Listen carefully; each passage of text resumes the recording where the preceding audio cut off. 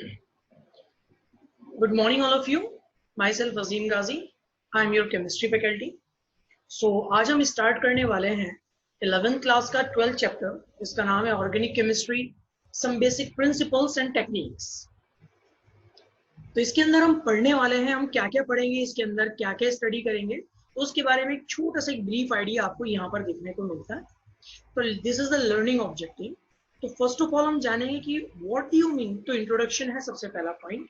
तो इंट्रोडक्शन के अंदर हम सबसे पहले पढ़ेंगे कि ऑर्गेनिक केमिस्ट्री आखिर है क्या चीज, फिर ये कि ऑर्गेनिक केमिस्ट्री इसका नाम क्यों पड़ा है। थर्ड हम देखेंगे कि ऑर्गेनिक केमिस्ट्री जो है वो किस किस चीज से मिलकर बनी हुई है, इसका सोर्स क्या है। ठीक है। सो और ऑर्गेनिक केमिस्ट्री के अंदर जो कंपाउंड्स होते हैं वो दिखते कैसे हैं। ठीक है। So how do we represent the compounds of the organic chemistry. तो ये रिप्रेजेंटेशन के अंदर हम देखेंगे कि एक ऑर्गेनिक कंपाउंड्स को किस तरीके से रिप्रेजेंट किया जाता है। ठीक है।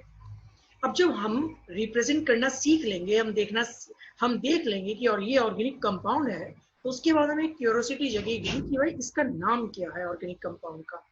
सो यही अब नाम के लिए अब जैसे हम जानते हैं कि ऑर्गेनिक केमिस्ट्री के अंदर जो ऑर्गेनिक कंपाउंड है अभी फिलहाल वो 5 मिलियन से भी ज्यादा है। 5 मिलियन मीन्स यानी कि 50 लाख से भी ज्यादा ऑर्गेनिक कंपाउंड इस टाइम पृथ्वी पर या अर्थ पर एग्जिस्ट करते हैं। क्लियर है। अब देखिएगा रेंडमली इस तरीके से 50 लाख कंपाउंड का नाम याद रखना तो एक बहुत बड़ा मुश्किल टास्क हो जाएगा। तो IUPAC जो कि एक केमिस्ट्री की वर्ल्ड वाइड ऑर्गेनाइजेशन है, उसने कुछ रूल्स बनाए और उसने कहा कि अगर आप इन रूल्स से चलेंगे तो किसी भी ऑर्गेनिक कंपाउंड्स के स्ट्रक्चर को देखकर you can identify or you can name the compound.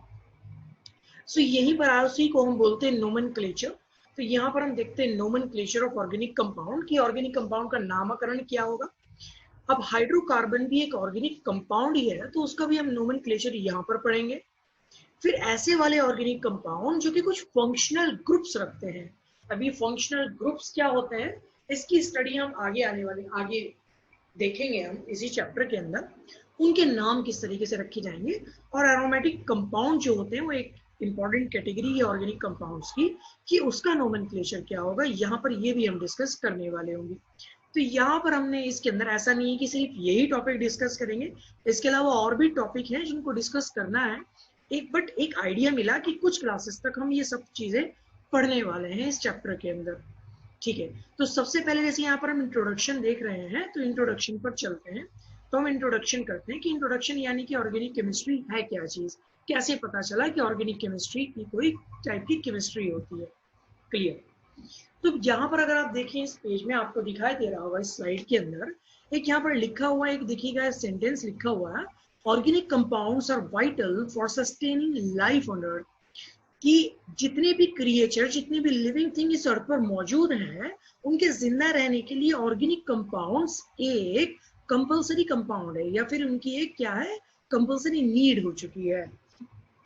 अब ऐसे कैसे क्यों कहा, जितने भी लिविंग क्रिएचर एग्जिस्ट करते हैं अर्थ के अंदर, उन सभी के अंदर DNA मिलता है। DNA के बारे में आप जानते होंगे, डीऑक्सी राइबो न्यूक्लिक एसिड, यहाँ नाम भी मेंशन किया हुआ है, देखिएगा रेड में दिख रहा है। ठीक है। और यहाँ पर देखिए अगर आप देखें तो ये इसका स्ट्रक्चर है DNA का, जिसको हम डबल हेलिकल स्ट्रक्चर या डबल हेलिक्स स्ट्रक्चर के नाम से जाना जाता है। अब आप कहेंगे कि सर इस स्ट्रक्चर को ऑर्गेनिक कंपाउंड क्यों बोला जाता है। एक्चुअली इसको ऑर्गेनिक कंपाउंड इस वजह से बोला जाता है, अगर आप देख रहे हो ये 4 कंपाउंड आपको दिख रहे हैं मेनली, एडेनिन है, थाइमीन है, साइटोसिन है और ग्वानिन है। तो इन चारों कंपाउंड जो हैं ये काफी कॉम्प्लिकेटेड से थोड़े स्ट्रक्चर इस टाइम दिखाई दे रहे होंगे। ये सारे के सारे जो हैं चारों के चारों ये ऑर्गेनिक कंपाउंड्स हैं, और ये चारों के चारों कंपाउंड से मिलकर ही DNA की फॉर्मेशन होती है। तो इससे हमें कह सकते हैं कि DNA जो है वो ऑर्गेनिक कंपाउंड से मिलकर बना हुआ है, वो DNA जो सभी लिविंग क्रिएचर के अंदर प्रेजेंट रहता है। यानी आप ये कह सकते हैं कि जितने भी लिविंग क्रिएचर एग्जिस्ट हैं, यानी आप हो गए, मैं हो गया, लायन हो गया, इन सभी के अंदर DNA प्रेजेंट है, और DNA ऑर्गेनिक कंपाउंड से मिलकर बना हुआ है। तो इसका मतलब ऑर्गेनिक कंपाउंड एक वाइटल चीज है किसी भी लिविंग क्रिएचर के एग्जिस्टेंस के लिए। क्लियर हुई ये बात। ठीक है। ओके। तो कोई डाउट हो तो आप उसको मेंशन कर सकते हैं। ठीक है। मैं यहाँ पर बीच बीच के अंदर आपको देखिएगा यहाँ पर मैं आपको अनम्यूट कर दूंगा, और अनम्यूट करने से तो मैं आपको अनम्यूट कर दूंगा, तो अनम्यूट करने से आप अपने क्यूरी भी जो होगी वो आप बाद में डिस्कस मेरे से पूछ सकते हैं, ठीक है। हाँ, जब मैं आपसे कहूंगा तो आप उसको डिस्कस कर सकते हैं। गुड, ठीक है। तो उसके बाद जो है हम यहाँ पर चलते हैं, ठीक है। तो पहला एग्जांपल हमने देखा कि भाई ऑर्गेनिक कंपाउंड जो है वो डीएनए के अंदर मिलता है। उसके बाद हम आए तो अगर आप देख रहे होंगे तो एक ह्यूमन बॉडी का आपको स्ट्रक्चर दिखाई दे रहा होगा। इसके अंदर आप रेड से देखें तो ये क्या है, ये ब्लड सर्कुलेट कर रहा है हमारी पूरी बॉडी के अंदर। अब ये ब्लड जो सर्कुलेट करता है वो कहाँ पर करता है, वो वीन्स में करता है। तो ब्लड हो गया, ये वीन्स हो गई, ये खुद भी ऑर्गेनिक कंपाउंड्स हैं। ये सभी कार्बन से मिलकर बनी हुई हैं, और कार्बन जो है वो एक मेन कॉन्स्टिट्यूएंट होता है किसी भी ऑर्गेनिक कंपाउंड का, ठीक है। उसके बाद हम नेक्स्ट स्लाइड में देखते हैं, ये मसल है। तो हमारी बॉडी की जितनी भी मसल्स होती हैं, ये सभी मसल्स जो हैं वो कार्बन से मिलकर बनी हुई है। और अभी आपको बताया कि कार्बन वाले कंपाउंड ही ऑर्गेनिक कंपाउंड 98% केसेस में कह सकते हैं कि those compounds which contain carbon are known as organic compound. Clear? तो जो भी मसल्स हैं, ये सब मसल्स भी हमारी ऑर्गेनिक कंपाउंड ही कहलाती है। अब अगर आप फ्यूल्स की बात करें तो फ्यूल्स में आप जानते हैं, जैसे कि यहाँ पेट्रोल आपको दिखाई दे रहा है। मैं पेट्रोल की बात करूं या फिर आपसे डीजल की बात करते हैं, या फिर जो आपके घरों के अंदर ये जो आपका एलपीजी यूज हो रहा है, लिक्विफाइड पेट्रोलियम गैस, इन ये सभी के अंदर हाइड्रोकार्बन मिलता है। और ये हाइड्रोकार्बन जो है वो भी ऑर्गेनिक कंपाउंड की कैटेगरी में आता है, जो कि हमने आपको इंट्रोडक्शन के अंदर दिखाया था, ठीक है। इसके आगे हम बारे में स्टडी करेंगे यहाँ पर नेक्स्ट चैप्टर के अंदर। तो ये ऑक्टेन दिखा रखा है आपको, और ब्यूटेन हो गया आपका, प्रोपेन हो गया, ये सभी क्या है, ये सभी हाइड्रोकार्बन है, या फिर आप कह सकते हैं ये सभी ऑर्गेनिक कंपाउंड है। तो भी आपने देखा कि डीएनए के अंदर भी आपका ऑर्गेनिक कंपाउंड है, ब्लड के अंदर भी ऑर्गेनिक कंपाउंड है, ह्यूमन बॉडी जो है उसके अंदर भी आपका ऑर्गेनिक कंपाउंड है, फ्यूल्स जो आप डेली यूज कर रहे हैं उसके अंदर भी आप ऑर्गेनिक कंपाउंड को देख रहे हैं, ठीक है। उसके बाद अगर हम आते हैं यहाँ पर नेक्स्ट स्लाइड के अंदर, तो हम देखते हैं यहाँ पर अगर आपको दिख रहा होगा तो कुछ प्लास्टिक के पाइप्स दिख रहे होंगे। अगर आपने कभी गौर किया होगा तो जब आपका घर बनता है तो घर के अंदर जो वायर जो होते हैं ना, जो वायर होते हैं जो बोर्ड के साथ कनेक्ट रहते हैं, वो वायर जो होते हैं प्लास्टिक के पाइप के अंदर डाले जाते हैं। जो प्लास्टिक का पाइप होता है उसी पाइप को आप बोलते हैं पॉलीविनाइल क्लोराइड।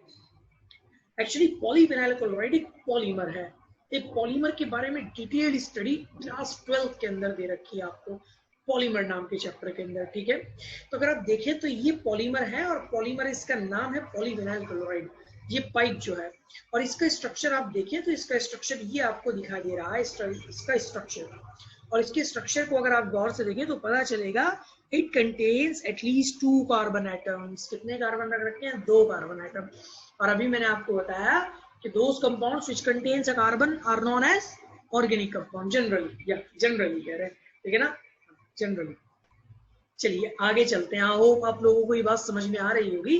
तो पॉलीमर भी आपका क्या है, एक ऑर्गेनिक कंपाउंड है। उसके बाद आप डाइज देखते होंगे। डाई तो आप जानते हैं ना, जो कि कलर करने के काम में आती है। तो ये इतना बड़ा सा जो आपको स्ट्रक्चर दिखाई दे रहा है, इसके अंदर अगर आपको कुछ भी नहीं समझ में आ रहा होगा तो एटलीस्ट ये तो पता चल रहा होगा कि ये आपका कार्बन है, ये आपका कार्बन है, ये कार्बन है, ये कार्बन है, ये कार्बन है। तो इतना बड़ा कंपाउंड खुद एक ऑर्गेनिक कंपाउंड है। तो इसका मतलब पता चला कि डाइज भी जो है वो ऑर्गेनिक कंपाउंड से ही मिलकर बनाई जाती हैं। उसके बाद अगर हम देखें तो ऐसा नहीं है, डाइज के अंदर, मेडिसिन के अंदर भी ऑर्गेनिक कंपाउंड से ही बनाया जाता है। एक बहुत ज्यादा फेमस आपके पास मेडिसिन है जिसका नाम एस्प्रिन है। पेन के अंदर या सूजन हो जाती है उसके अंदर हम इस्तेमाल करते हैं।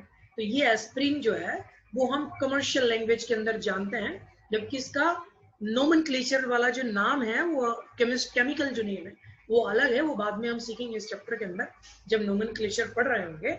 ये देखिएगा, ये एस्प्रिन का आपका स्ट्रक्चर है, ठीक है। तो देखिए नाम इसका ये रहा कमर्शियल नेम, और ये रहा इसका एस्प्रिन का स्ट्रक्चर, ठीक है।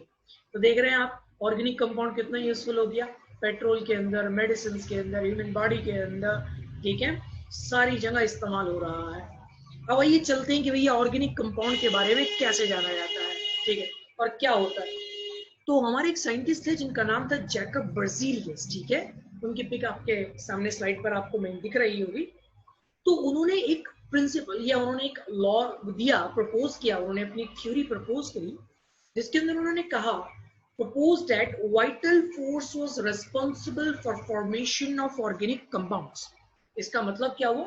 उनका कहना था कि ऑर्गेनिक कंपाउंड जो बनता है या मिलता है वो सिर्फ उन्हीं जगह से मिल सकता है जहां पर वाइटल फोर्स प्रेजेंट हो। यानी कहने का मतलब क्या हुआ? यानी ऑर्गेनिक कंपाउंड्स को आप सिंथेसाइज लेबोरेटरी में नहीं कर सकते। या तो आप ऑर्गेनिक कंपाउंड्स को प्लांट से, एनिमल से या फिर ह्यूमन बॉडी से ही एक्सट्रैक्ट या बना सकते हैं, खुद से आप लेबोरेटरी में तैयार नहीं कर सकते। यही बात इन्होंने कही है कि फॉर्मेशन ऑफ ऑर्गेनिक कंपाउंड होने के लिए वाइटल फोर्स होने का मतलब क्या होता है? एक जैविक शक्ति का होना बहुत जरूरी है, ठीक है ना, एक लिविंग थिंग का होना बहुत जरूरी है। ये बात बर्जीलियस ने कही। खैर, ये बात आगे जाके डिस्कार्ड हो चुकी है, ये बात गलत साबित हो गई। वो गलत कैसे साबित हुई है वही आपको नेक्स्ट स्लाइड के अंदर आपको यहाँ पर अब देखने को मिलेगा, ठीक है। तो देखिएगा यहाँ पर जो है आपके पास तो हुआ ऐसे कि ये वोलर नाम के साइंटिस्ट थे, इनकी एक लेबोरेटरी थी। तो इनकी लेबोरेटरी के अंदर क्या हुआ, एक दिन एक्सीडेंटली आग लग गई। अब इनकी लेबोरेटरी के अंदर इन्होंने अमोनियम सायानेट, ये अमोनियम सायानेट है, इसका नाम है अमोनियम सायानेट है, ये एक इनऑर्गेनिक कंपाउंड है। तो ये ऑलरेडी बना हुआ रखा था। अब एक्सीडेंटली आग लग गई। अब आग लगने से ऑब्वियस होगा कि हीट जनरेट होगी। अब वहां आग लग गई, हीट जनरेट हो गई। खैर, आग पे काबू पा लिया गया, वो ठीक हो गया। तो जब सब कुछ ठीक हुआ तो ये वापस से अपनी लेबोरेटरी में आए कि चलो चलकर कुछ काम करते हैं। अब इनको अपने जो अमोनियम साइनेट ऑलरेडी प्रिपेयर्ड था उसकी जरूरत होगी। तो इन्होंने अमोनियम साइनेट को देखा। अब अमोनियम साइनेट जैसा दिखना चाहिए था या फिर जैसी उसकी प्रॉपर्टी थी, अब वो वैसा काम ही नहीं कर रहा। अब वो जो वैसा काम नहीं कर रहा, इसका मतलब वो क्या हुआ, वो कुछ चेंज हो गया। अब चेंज होने के बाद वो एक नए कंपाउंड में ट्रांसफॉर्म हो चुका था। अब जब उन्होंने उसका एनालिसिस किया तो पता चला कि कुछ नया कंपाउंड बन चुका है, ठीक है, और जिसका फॉर्मूला है NH2CONH2 पता चला, और फिर इसका नाम जो है यूरिया रखा गया। तो एक्चुअली देखिएगा ये गौर फरमाने वाली बात है कि यूरिया जो है वो जो हमारा यूरिन होता है उसके अंदर भी यूरिया प्रेजेंट होता है। बट हमारे अंदर से अगर एक्सट्रैक्ट हो रहा है यूरिया तो वो क्या हो गया, एक वाइटल फोर्स से हो रहा है, हमने बनाया तो नहीं है, वो तो खुद एक ह्यूमन बॉडी से निकल रहा है। बट यहाँ पर ये यूरिया कहीं यूरिन से नहीं निकला, ये यूरिया एक इनऑर्गेनिक कंपाउंड से बना था। और बर्जीलियस यही मना करते थे। बर्जीलियस क्या कहते थे कि इनऑर्गेनिक कंपाउंड से कभी ऑर्गेनिक कंपाउंड नहीं बन सकता, क्योंकि ऑर्गेनिक कंपाउंड को बनने के लिए वाइटल फोर्स का होना जरूरी है। बट यहाँ पर देखिएगा कोई वाइटल फोर्स नहीं है, क्योंकि इनऑर्गेनिक कंपाउंड है अमोनियम साइनेट, और अमोनियम साइनेट अगर इनऑर्गेनिक कंपाउंड है तो इसके अंदर कोई जैविक शक्ति नहीं होगी। तो देखिएगा यहाँ पर यूरिया एक ऑर्गेनिक कंपाउंड को बना लिया गया, किसकी हेल्प से, एक इनऑर्गेनिक कंपाउंड से। अच्छा, ये कहना कि बना लिया गया, ये कहना भी सही नहीं होगा, क्योंकि बनाया नहीं गया, ये तो एक्सीडेंटली बन गया था, ठीक है ना। पर जो भी हुआ अच्छा हुआ कि कम से कम अब जब यूरिया बन गया तो यहाँ से साइंटिस्ट ने एक आइडिया लगाया कि भाई इसका मतलब ये है कि एक ऑर्गेनिक कंपाउंड को सिंथेसाइज किया जा सकता है with the help of inorganic compound. ये बात पता चलनी थी साइंटिस्टों को। अब उनके अंदर ये हो चुका कि now we can prepare the organic compound in the laboratory, कि भाई अब तो हम लेबोरेटरी के अंदर ऑर्गेनिक कंपाउंड को सिंथेसाइज बना सकते हैं। तो अब सभी साइंटिस्टों के अंदर एक कंपटीशन लग गया कि देखते हैं कौन बनाता है पहले। तो इसके अंदर सबसे पहला ऑर्गेनिक कंपाउंड जो सिंथेसाइज किया लेबोरेटरी के अंदर, वो किया मिस्टर हर्मिंग कोल्बेनाम के नाम के साइंटिस्ट ने, और इन्होंने एसिटिक एसिड बनाया। अब एसिटिक एसिड आप कहेंगे सर एसिटिक एसिड तो विनेगर से मिलता है, बिल्कुल मिलता है, बट विनेगर तो क्या हो चुका, एक लिविंग थिंग हो चुका, एक प्लांट हो चुका, ठीक है ना, सिरका जिसको हम बोलते हैं हिंदी के अंदर, ठीक है। तो लिविंग थिंग के अंदर से निकल रहा है, यानी नेचुरल सोर्स से। बट इन्होंने जो लेबोरेटरी में सिंथेसाइज किया वो नेचुरल सोर्स से नहीं किया, इन्होंने वो किया इनऑर्गेनिक कंपाउंड से, ठीक है। तो यूरिया को